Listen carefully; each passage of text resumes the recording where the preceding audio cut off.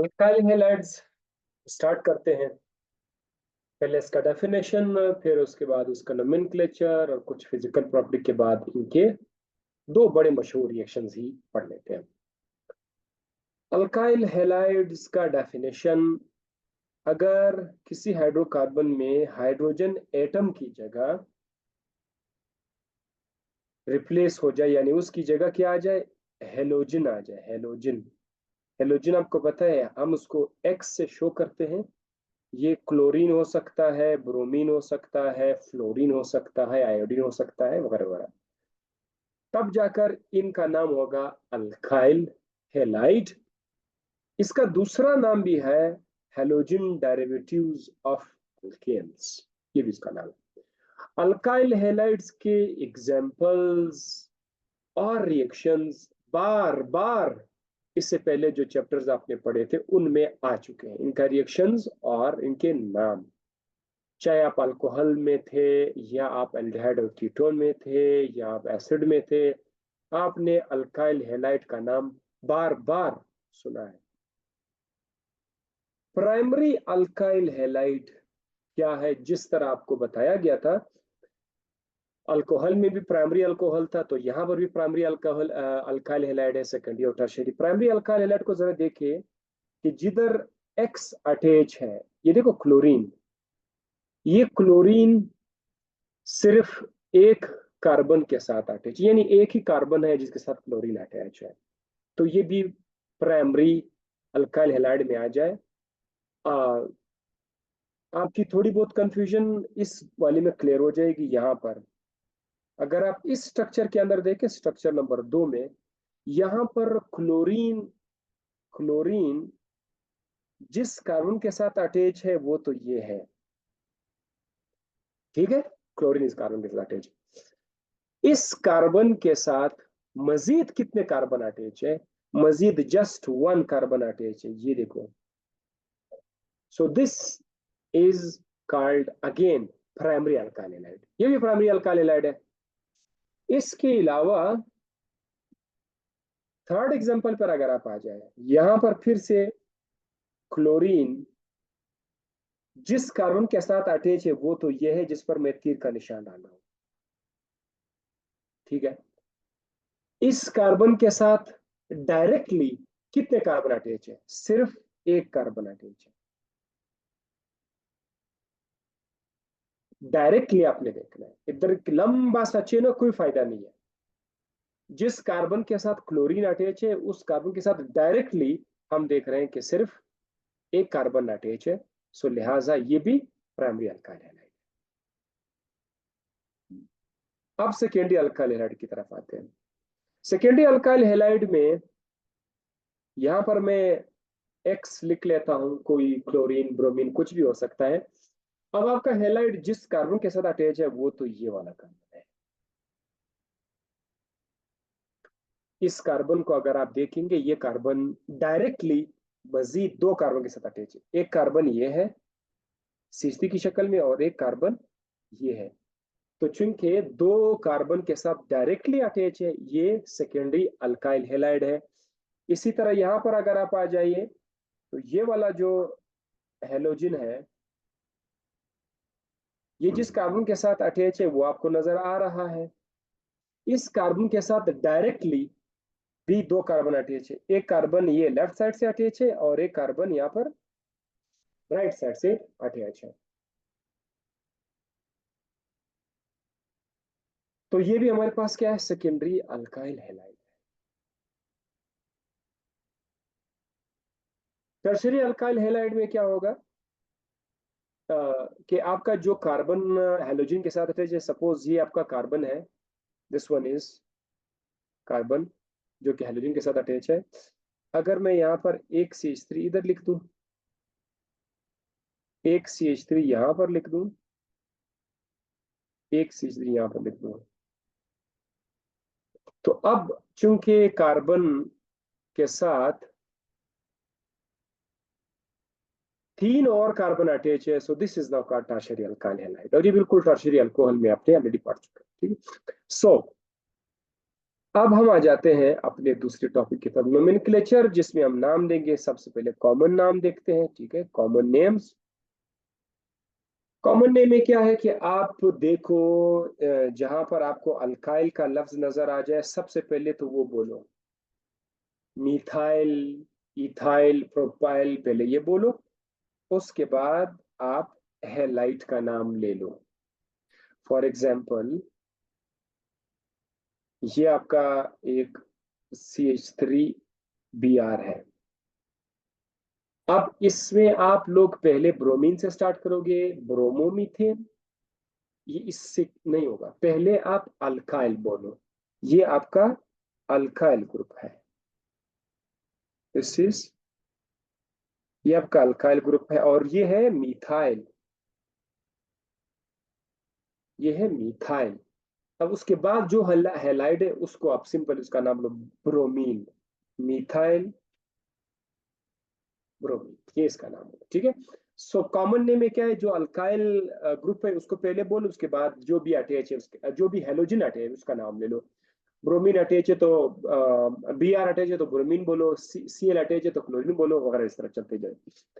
Prefix का मतलब क्या है नाम के शुरू में?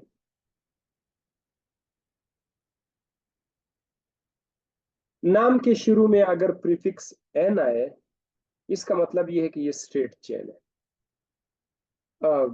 ये देखो, ये एक 3 कार्बन वाला जो है प्रोपेन है, स्ट्रेट चेन। इसको आप लोग ऐसा भी तो लिख सकते हैं।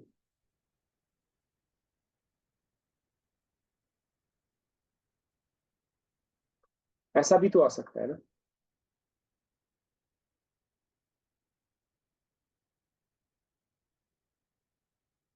अगर ये स्ट्रेट चेन है ना, इसको एन बोला करेंगे।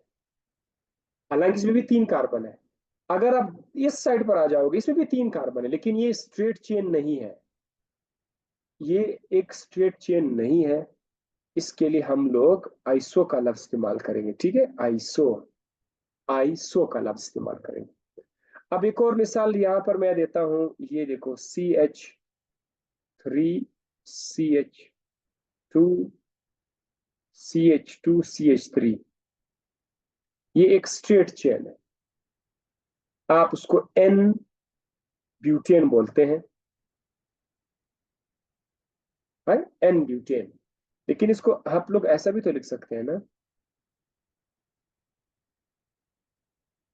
CH3, CH3,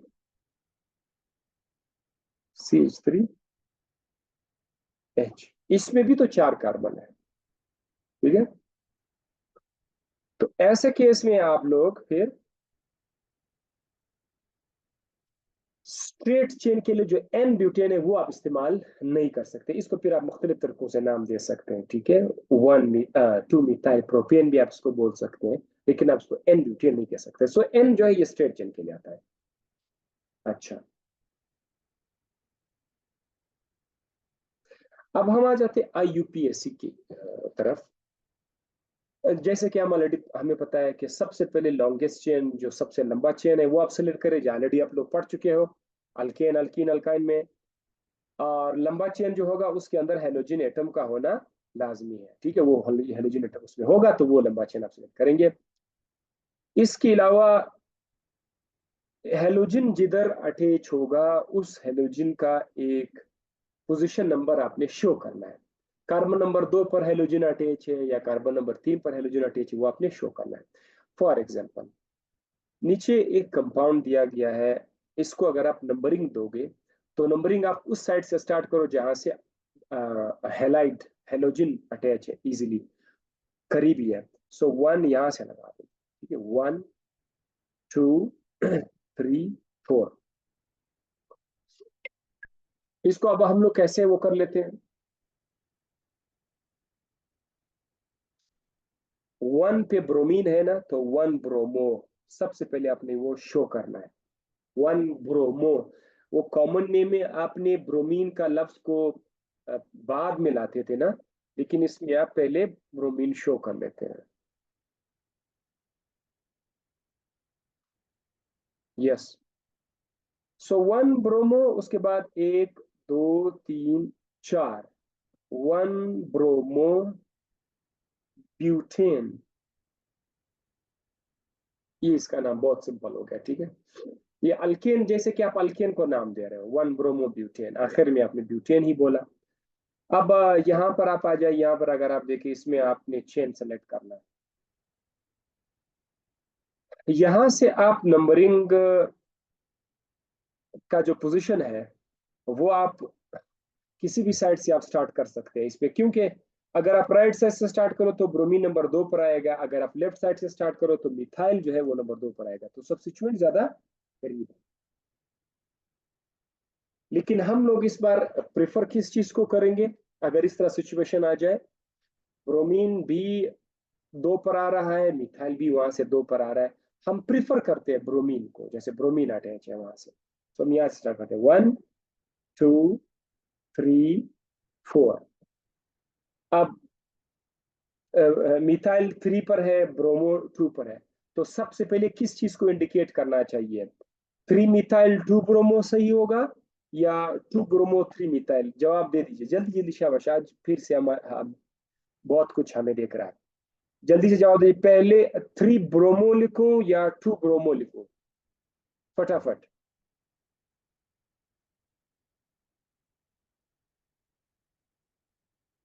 आ गया। Azra Hamid, good. Ishmal, good. Rahiba, yes, perfect perfect, ठीक ठीक है। जीनत, यस, बिल्कुल सही। Alphabetically B comes first, so 2 bromo 3 methyl, उस ये खत्म हो गया सब्स्टिट्यूएंट्स। अब आपका फुल चेन क्या है, आपका फुल चेन एक ब्यूटेन है, सो हम लिखेंगे ब्यूटेन, ठीक है। उसके बाद क्या है, इसको नाम देने के देखो, एक तो मैं उसको tertiary alkyl, tertiary methyl bromide में बोलूंगा, ठीक है, या tertiary alkyl bromide, that is tertiary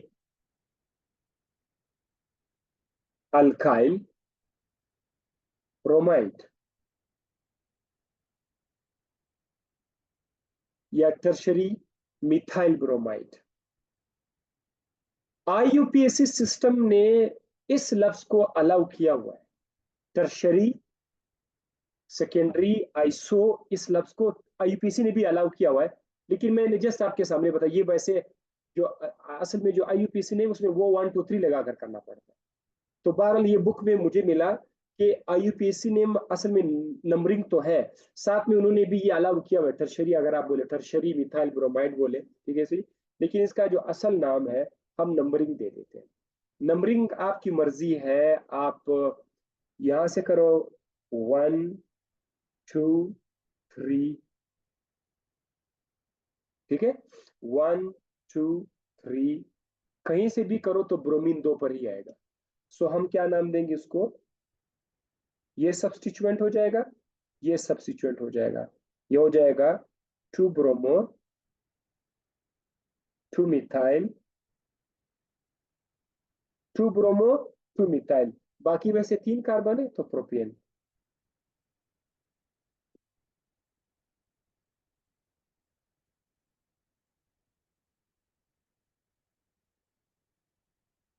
ये देखो आईयूपीएसी ने जो एक्सेप्ट किया हुआ है, आईयूपीएसी कह रहा है कि अगर आपके पास CH3CH2Br आ जाए इस तरह का, आपने इसको क्या बोलना है, इथाइल ब्रोमाइड,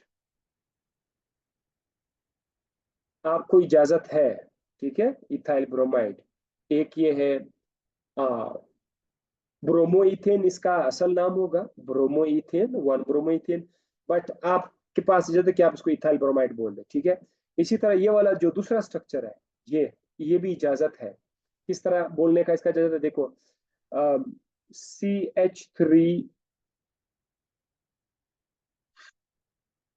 CH3 ब्रैकेट में 2 है ना, तो 2 बार CH3 लिखना है। उसके बाद क्या है, एक CH है और इस CH के साथ ब्रोमीन अटैच है, CH के साथ एक ब्रोमीन अटैच है। आपका ये जो CH है ये एक मिथाइल के साथ अटैच है और यहाँ पर ये दूसरी मिथाइल के साथ अटैच है।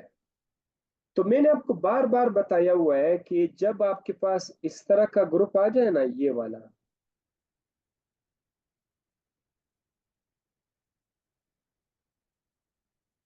ऐसा, या सिंगल बॉन्ड हो या एच हूं यहाँ पर, बताओ इसका नाम क्या है? जल्दी बताओ, शाबाश। जो नहीं बेच सकते वो दिल में कम से कम बोल दे कि ये है। क्या कहते हैं इस तरह के ग्रुप को? Rahiba, no. Ishmal, yes Ishmal, you are right. Yes, Ishmal is right. तो इसके लिए हम लोग लफ्ज इस्तेमाल करते हैं आइसो। जब इस तरह आ जाए ना, आइसो, ठीक है, दैट इज आइसो प्रोफाइल। ये आइसो का लफ्ज आपको जिधर जिधर ऑर्गेनिक केमिस्ट्री में देखना इस तरह का होगा, आइसो, ठीक है। सो ये ऊपर क्या है? Iso propyl bromide. Iso propyl bromide, ये अलाउड है, इजाजत है कि आप आईयूपीएससी में इसको बोल सकते हैं, लेकिन आईयूपीएससी का नंबरिंग के हिसाब से जो नाम होगा वो बहुत आसान होगा। वो होगा 2 ब्रोमोप्रोपियन। ये आपका कार्बन नंबर 1 है, ये आपका कार्बन नंबर 2 है, ये 3 है।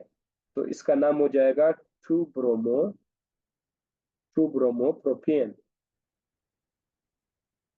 Yes, simple. और वो जो ऊपर कॉर्नर पर यहाँ पर एक और नाम लिखा हुआ है, इसको हम कैसे लिख सकते हैं? जरा देखो, CH3 को ब्रैकेट में बंद करके 3 किया हुआ है, फिर कार्बन है, यानी एक कार्बन के ऊपर 3 CH3 लगाया गया है। उसके बाद यहाँ पर ब्रोमीन लगाया गया है। सो ये ऑलरेडी आपको इस पेज पे बता दिया गया है, ठीक है। That is tertiary.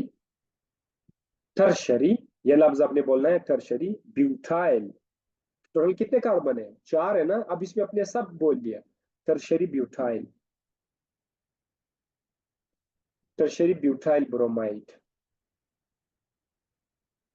ये उसको आपने कॉमन नेम में भी पढ़ा था, अब यहाँ पर दोबारा रिपीट हुआ, मतलब इसमें आईपीसी ने इसको अलाउ किया। फिजिकल प्रॉपर्टीज की तरफ अब आ जाते हैं। अल्काइल हैलाइड में आपको पता है कि कार्बन के साथ अटैच है, क्या चीज अटैच है? एक्स अटैच है।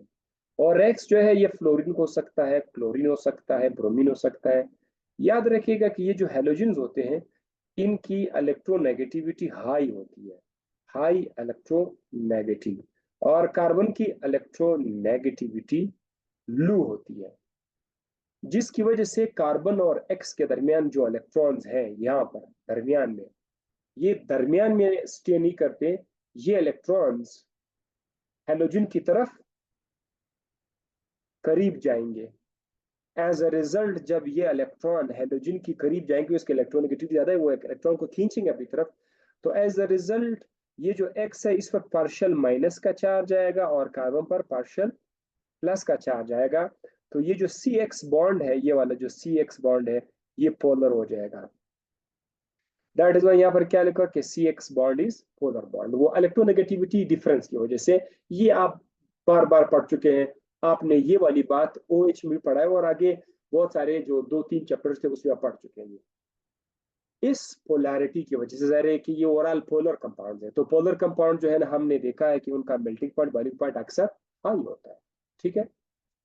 स्ट्रक्चर वाइज अगर देखिए तो स्ट्रक्चर में जो कार्बन एक्स के साथ अटैच है, वो कार्बन sp3 हाइब्रिडाइज कार्बन होता है। ये आपने जस्ट याद रखना है, ठीक है। कहीं पर sp2 है कि sp3 है, तो ये आपने याद रखना है कि यहाँ पर जो है ये sp3 हाइब्रिडाइज है।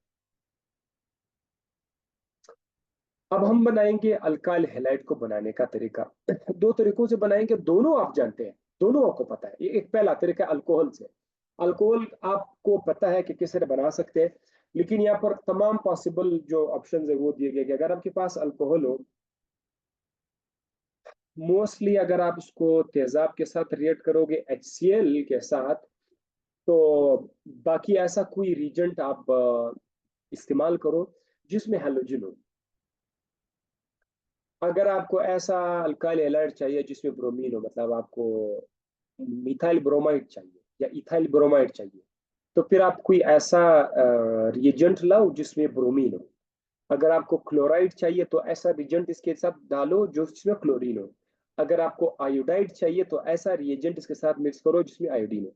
तो देखते जाओ, HCl और जिंक क्लोराइड, अगर आपके पास अगर HCl और जिंक क्लोराइड है, ये ZnCl2 मेथनॉल के साथ अगर ये रिएक्ट करोगे तो आपको मिलेगा CH3CH2 और यहाँ पर आपके पास क्लोरीन आएगा, ये क्लोराइड बना। ठीक है, ये एक अल्काइल हैलाइड बन गया। और अगर आप SOCl2 इसके साथ इस्तेमाल करोगे, थाइनाइल क्लोराइड, जो आप लोगों को पहले से पता है, ये भी क्लोरीन है, तो ये भी आपको CH3CH2Cl ही दे देगा। सो एथाइनाइल क्लोराइड से भी, हाँ इतना होगा कि थाइनाइल क्लोराइड कुछ और चीजें भी आपको देगा। थाइनाइल क्लोराइड सल्फर डाइऑक्साइड गैस को भी साथ साथ रिलीज करेगा और HCl को भी साथ साथ रिलीज करेगा। ये थोड़ा और चीजें, लेकिन हमारा फोकस जो है अल्काइल हैलाइड पर है। HCl के केस में, ऊपर वाले जो केस में, जब आप जिंक क्लोराइड आपने इस्तेमाल किया था, इधर आपको H2O मिलेगा एक्स्ट्रा।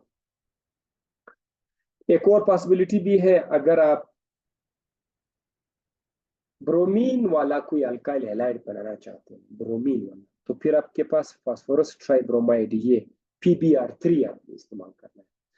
ठीक है, क्योंकि आपको पता है अल्काइल हैलाइड मुख्तलिफ किस्म के हैं, क्लोराइड भी है, ब्रोमाइड भी है। तो अगर ये अभी आपको ब्रोमाइड चाहिए तो अब आप Br आप इधर ले आओ, फास्फोरस ब्रोमाइड आप ले आओ, फास्फोरस ट्राइब्रोमाइड, ये आपको ये देगा CH3CH2 एंड Cl, ये आपको दे देगा।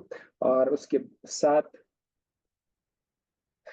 H3PO3 भी आपको साथ साथ दे देगा। ठीक है, लेकिन ये तो लाजमी नहीं है, जितना आपने याद रखिए कहाँ से हम बना सकते हैं। ठीक है, इसके साथ एक और ऑप्शन भी है PCl5 या PCl3, जो आपका दिल करे, PCl3 ले लो या PCl5 ले लो, फास्फोरस ट्राइक्लोराइड ले लो या फास्फोरस, इससे भी आपको जो अल्काइल हैलाइड मिलेगा उसमें क्लोराइड होगा।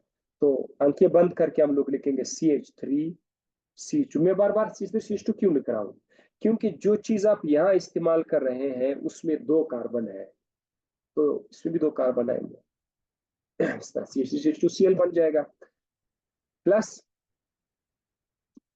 H3PO3 अगेन यहाँ पर बन जाएगा H3PO3। और लास्ट में अगर आप चाहते हो कि मुझे आयोडीन वाला अल्काइल हैलाइड चाहिए, तो आप फास्फोरस के साथ आयोडीन आप इस्तेमाल करो, फास्फोरस ट्राई आयोडाइड, 3 आयोडीन, तो उससे भी आपको जो मिलेगा CH3CH2 के साथ आपको इधर आयोडीन मिल जाएगा, बस दैट इज फिनिश। सो ये एक तरीका था अल्कोहल से बनाने का तरीका। OH चला जाएगा, OH की जगह हेलोजन आ जाएगा। और ये रिएक्शन आप लोगों ने अल्कोहल वाले चैप्टर में ये पढ़ चुके हैं, तो इसीलिए आपके लिए कोई इश्यू नहीं है। ये जो दूसरा रिएक्शन है ये भी आप ऑलरेडी पढ़ चुके हो, अल्केन में पढ़ चुके हो। बिल्कुल, जब आपने अल्केन को तैयार करना शुरू किया था, अल्केन का रिएक्शन जब आप पढ़े थे, तो हमने कहा था कि अल्केन को अगर आप हेलोजन के साथ रिएक्ट करोगे ना सूरज की रोशनी में, तो उससे क्या होगा कि अल्केन से बनेगा अल्काइल हैलाइड। यानी अगर आपके पास CH4 है, आप उसको Br2 के साथ रिएक्ट करना चाहते हैं, तो सनलाइट का होना जरूरी है। तो क्या होगा कि मीथेन का एक हाइड्रोजन चला जाएगा, उसकी जगह पर ब्रोमीन आ जाएगा, CH3Br आ जाएगा, और इसका जो अपना हाइड्रोजन है वो दूसरे ब्रोमीन के साथ निकल जाएगा, HBr। इस तरह बना सकते हो आप, मिथाइल ब्रोमाइड बना सकते हो, आप इथाइल ब्रोमाइड बना सकते हो, आप प्रोपाइल ब्रोमाइड बना सकते हो, आप पेंटेन वाला ब्रोमाइड आप बना सकते हो, हेक्सेन वाला सब बना सकते हो। मैंने आपको मीथेन का बता दी, बाकी आप खुद बना सकते हो। ठीक है, लेकिन याद रखेगा जब आप Br2 इस्तेमाल करेंगे ना, तो एक ब्रोमीन अल्केन के साथ लगेगा, दूसरा ब्रोमीन अल्केन से जो हाइड्रोजन निकल रहा है उसके साथ कंबाइन। चले अब हम आते हैं रिएक्टिविटी की तरफ। आ जाए अल्काइल हैलाइड की रिएक्टिविटी के बारे में। अल्काइल हैलाइड की रिएक्टिविटी में हम दो बातों को मद्देनजर रखेंगे, एक बॉन्ड पोलैरिटी और दूसरा बॉन्ड एनर्जी। बॉन्ड पोलैरिटी के हवाले से आपको मैं ऑलरेडी बता चुका हूं कि ये बॉन्ड पोलर है, लेकिन ये नहीं बताया था कि कौन सा पोलर ज्यादा पोलर है। तो ये याद रखो, अगर किसी अल्काइल हैलाइड में फ्लोरीन अटैच है तो ये सबसे ज्यादा पोलर है, क्योंकि फ्लोरीन सबसे ज्यादा इलेक्ट्रोनेगेटिव है तो इसकी पोलरिटी ज्यादा हो। इसके बाद अगर क्लोरीन आ जाए तो क्लोरीन ज्यादा पोलर है, फिर ब्रोमीन है, फिर कम से कम पोलर आर आई है। पोलैरिटी एक चीज है, रिएक्टिविटी दूसरी चीज है।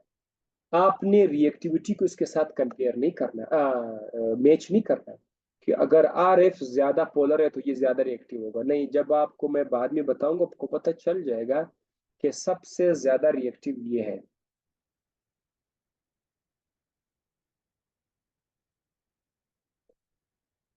ये आपको पता चल जाएगा, ठीक है। लेकिन हाँ, पोलरिटी के हवाले से पता चलना चाहिए कि कौन ज्यादा पोलर है। तो पोलरिटी कम कैसे हो रही है, आर एफ, फिर थोड़ी कम होकर के आर सी एल, फिर आर बी आर, फिर are I. Bond energy. Bond energy का मतलब यह है कि जब कोई बॉन्ड टूट रहा है तो उसके टूटने से एनर्जी रिलीज होती है। जितना सख्त बॉन्ड होगा उससे ज्यादा एनर्जी चाहिए तोड़ने के लिए, और जितना कमजोर बॉन्ड होगा कम एनर्जी एनर्जी चाहिए तोड़ने के लिए। एनर्जी चाहिए तोड़ने के लिए। सो अब आपको मैं बताता चलूं कि उस हिसाब से अगर आप रिएक्शन करना चाहते हैं तो ये बॉन्ड को तोड़ना पड़ेगा। जिस चीज का बॉन्ड सबसे ज्यादा सख्त है उसका तोड़ना मुश्किल होगा, उसका रिएक्शन भी मुश्किल होगा। रिएक्शन तब होगा जो आसान बॉन्ड होगा। तो उस एतबार से बॉन्ड एनर्जी आर आई की, इसको आप रिएक्टिविटी के हवाले से आर आई मोर रिएक्टिव होगा। आर आई मोर रिएक्टिव होगा। क्यों? क्योंकि आर आई को तोड़ने के लिए आपको कम एनर्जी चाहिए। इसके बाद आर बी आर उससे थोड़ा सा ज्यादा, आर सी एल थोड़ा और ज्यादा, आर एफ उससे भी ज्यादा। So this is strong bond, less reactive, right.